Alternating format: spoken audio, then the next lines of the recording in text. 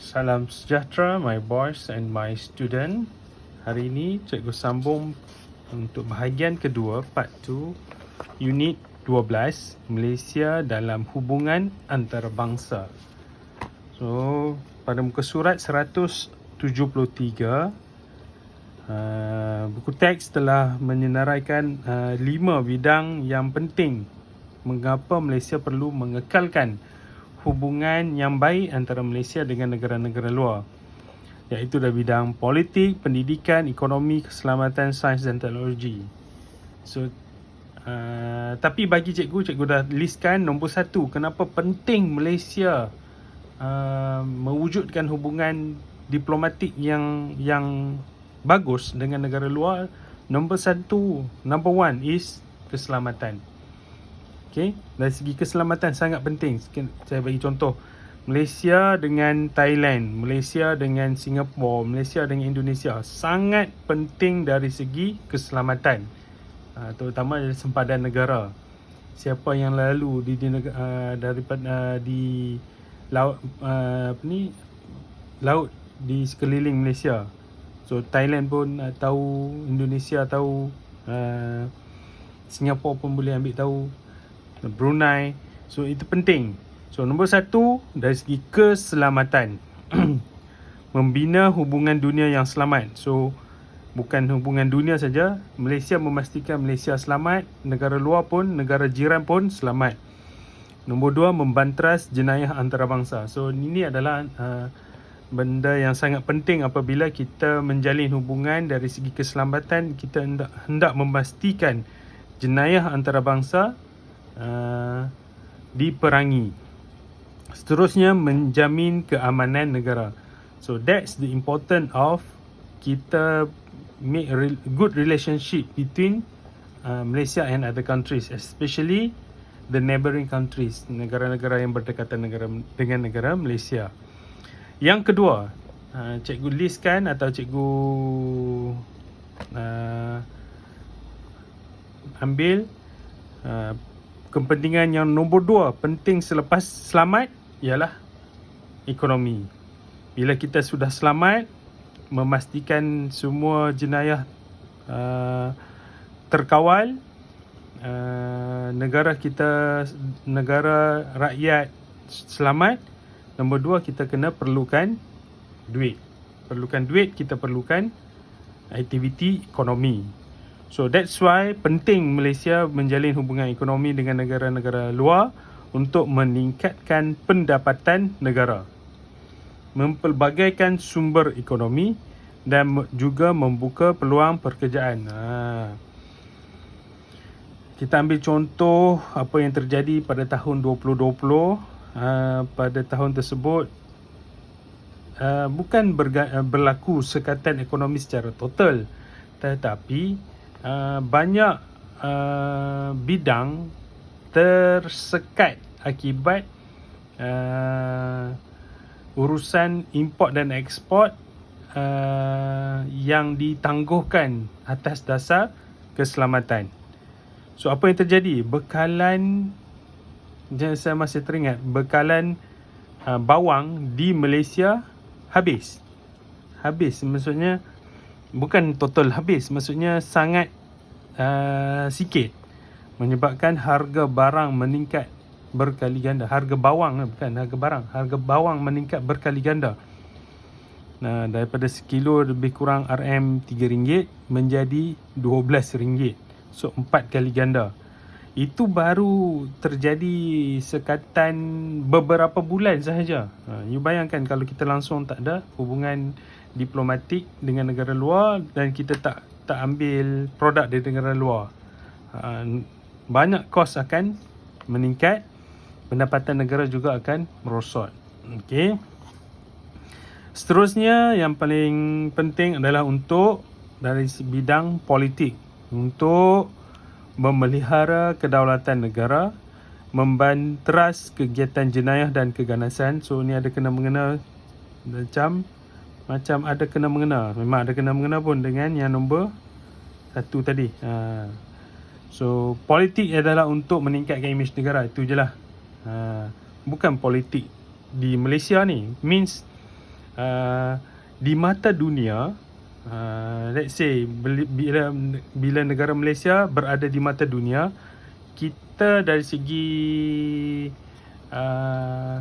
kedaulatan negara, dari segi martabat negara, dari segi maruah negara, kita hendak negara kita, imej negara kita tinggi, dipandang tinggi oleh negara-negara lain, dihormati oleh negara-negara lain. So that's why pentingnya hubungan antara Malaysia dengan negara-negara luar. Seterusnya bagi saya yang penting kenapa hubungan Malaysia dengan negara luar, saya list yang seterusnya. Yang tangga keempat adalah pendidikan dan sains dan teknologi, sama-sama penting. So dari bidang pendidikan, mempelbagaikan inovasi pendidikan, meningkatkan kualiti pendidikan bertaraf dunia, menubuhkan institusi pendidikan antarabangsa.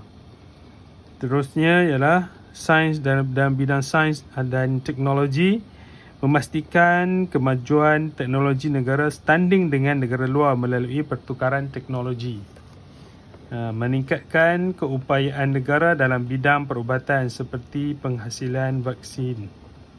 So sains dan teknologi, of course, kita bukan negara yang banyak mencetus idea. Malaysia bukan negara yang banyak mencetus idea dalam bidang sains dan teknologi, atau kita bukan pioneer. Tapi negara Malaysia adalah negara yang banyak menyokong, supportive, menyokong pembangunan teknologi terbaru, banyak teknologi halus yang kita sokong di peringkat antarabangsa. Sebagai contoh, kita bukanlah negara yang invented microchip ataupun microprocessor, tapi di negara kita terdapat banyak kilang-kilang microchip atau microprocessor yang diperlukan oleh seluruh dunia. So pentingnya kita menjaga keselamatan, menjaga politik yang stabil demi untuk meningkatkan ekonomi dengan adanya teknologi yang standing dengan negara-negara luar. So ini semua berkait rapat ni. So sebagai rakyat Malaysia, apa yang penting? Kalau kita dah ada pendidikan yang bagus, let's say one day you ada satu kepakaran dalam bidang teknologi. Kepakaran dalam bidang teknologi tidak bermakna sekiranya politik teruk, kita tak selamat, ekonomi jatuh, tak ada peluang pekerjaan, tak ada peluang ekonomi. So tak guna pun ada teknologi yang bagus. So that's why sangat berkait rapat dan saling memerlukan. Kita kena sama-sama jaga negara Malaysia ni supaya kita boleh mengekalkan hubungan antara Malaysia dengan negara luar untuk menjamin kelangsungan hidup kita di Malaysia dengan lebih maju, dengan lebih aman di negara kita. Okay, boleh cikgu move on to the next page. Ini adalah cabaran negara dalam mengekalkan hubungan antarabangsa.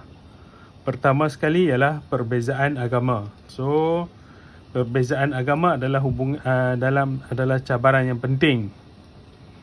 Perbezaan ideologi, kepelbagaian budaya dan bahasa, kedudukan geografi sesebuah negara, kejatuhan nilai mata wang negara. Alright. Out of these five yang listed here, cikgu rasakan pada masa kini cabaran yang paling utama ialah ini lah. Kejatuhan nilai mata wang negara, ringgit Malaysia compare to baht. Macam mana Thailand punya baht. So Ringgit Malaysia compare to Singapore dollars. Ringgit Malaysia compare to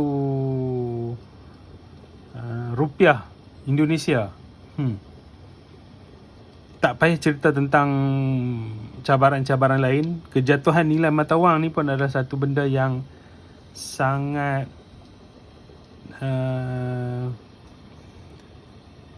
kejatuhan nilai mata wang negara adalah satu benda yang dirasai oleh Malaysia, lebih-lebih lagi pemimpin-pemimpin negara Malaysia. Mereka sangat terasa benda ni. Okey, apatah lagi orang yang terlibat secara langsung dalam bidang ekonomi. Ada ambil barang dari Thailand, jual di Malaysia, kos meningkat, keuntungan turun. So ini adalah cabaran utama. Perbezaan lain ni, perbezaan agama saya dapati pada masa kini dengan segala kemudahan teknologi media sosial especially, kita telah mula memahami ideologi dan agama orang di tempat-tempat lain. It's depend on you.